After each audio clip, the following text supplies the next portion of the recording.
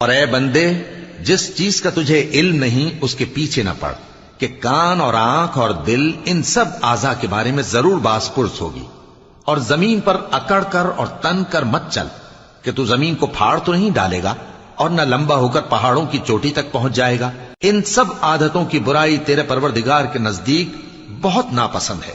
اے پیغمبر، یہ ان ہدایتوں میں سے ہیں جو اللہ نے حکمت کی باتیں تمہاری طرف وحی کی ہیں، اور اللہ کے ساتھ کوئی اور معبود نہ بنانا، کہ ایسا کرنے سے ملامت زدہ اور راندہ درگاہ بنا کر جہنم میں ڈال دیے جاؤ گے۔ مشرکو، کیا تمہارے پروردگار نے تم کو تو لڑکے دیے اور اپنے لیے فرشتوں کو بیٹیاں بنایا؟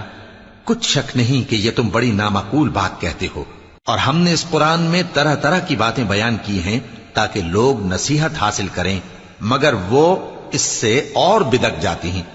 کہہ دو کہ اگر اللہ کے ساتھ اور معبود ہوتے جیسا کہ یہ کہتے ہیں تو وہ ضرور عرش والے کی طرف لڑنے بھیڑنے کے لیے رستہ نکالتے۔ وہ پاک ہے، اور جو کچھ یہ بکواس کرتے ہیں اس سے اس کا رتبہ بہت عالی ہے۔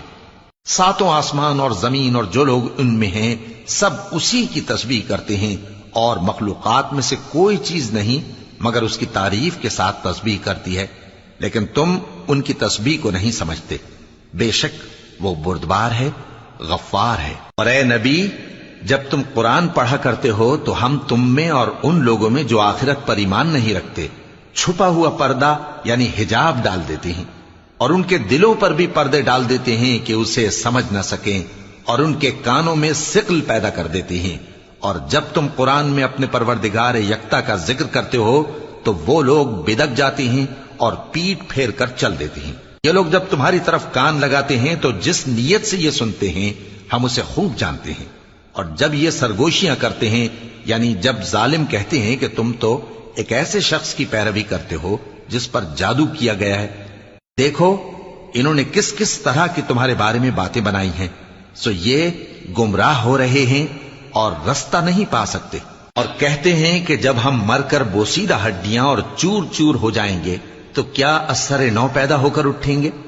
کہہ دو کہ خواہ تم پتھر ہو جاؤ یا لوہا یا کوئی اور چیز جو تمہارے نزدیک پتھر اور لوہے سے بھی زیادہ سخت ہو، جھٹ کہیں گے کہ بھلا ہمیں دوبارہ کون جلائے گا؟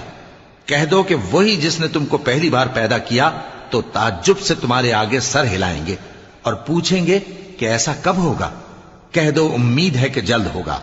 جس دن وہ تمہیں پکارے گا تو تم اس کی تعریف کے ساتھ جواب دو گے اور خیال کرو گے کہ تم دنیا میں بہت کم مدت رہے۔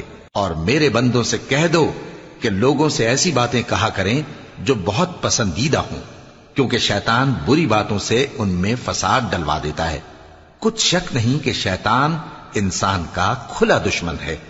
تمہارا پروردگار تم سے خوب واقف ہے، اگر چاہے تو تم پر رحم کرے یا اگر چاہے تو تمہیں عذاب دے۔ اور ہم نے تم کو ان پر داروغہ بنا کر نہیں بھیجا، اور جو لوگ آسمانوں اور زمین میں ہیں تمہارا پروردگار ان سے خوب واقف ہے۔ اور ہم نے بعض پیغمبروں کو بعض پر فضیلت بخشی اور داؤد کو زبور عنایت کی۔ کہو کہ مشرکو، جن لوگوں کی نسبت تمہیں معبود ہونے کا گمان ہے ان کو بلا دیکھو، وہ تم سے تکلیف کے دور کرنے یا اس کے بدل دینے کا کچھ بھی اختیار نہیں رکھتے۔ یہ لوگ جن کو اللہ کے سوا پکارتے ہیں وہ خود اپنے پروردگار کے ہاں ذریعہ تقرب تلاش کرتے رہتے ہیں کہ کون ان میں اللہ کا زیادہ مقرب ہوتا ہے، اور اس کی رحمت کے امیدوار رہتے ہیں اور اس کے عذاب سے خوف رکھتے ہیں۔ بے شک تمہارے پروردگار کا عذاب ڈرنے کی چیز ہے۔ اور کفر کرنے والوں کی کوئی بستی نہیں مگر قیامت کے دن سے پہلے ہم اسے ہلاک کر دیں گے یا اسے سخت عذاب دیں گے۔ یہ کتاب یعنی تقدیر میں لکھا جا چکا ہے، اور ہم نے نشانیاں بھیجنی اس لیے موقوف کر دیں کہ پہلے لوگوں نے اس کی تکذیب کی تھی، اور ہم نے سمود کو اونٹنی نبوت صالح کی کھلی نشانی دی تو انہوں نے اس پر ظلم کیا،